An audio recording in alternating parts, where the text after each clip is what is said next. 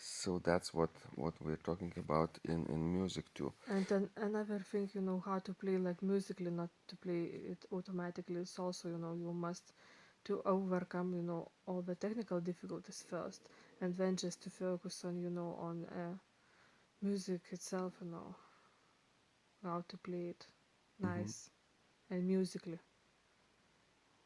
Right.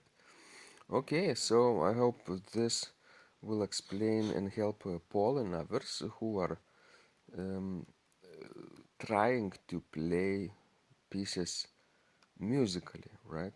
Not automatically. And that's one of the main things you can do, gentle agogical fluctuations, right?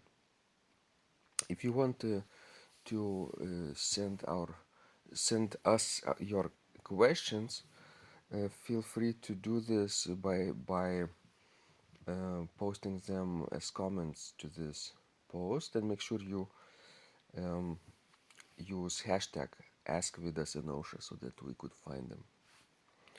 Okay, and if you want to get more advice and inspiration about organ playing, then make sure you subscribe to our blog at Vidas, not Vidas actually, organduo.lt, right? Organduo.lt, and you will get everything that we create for free, post delivered in your email inbox.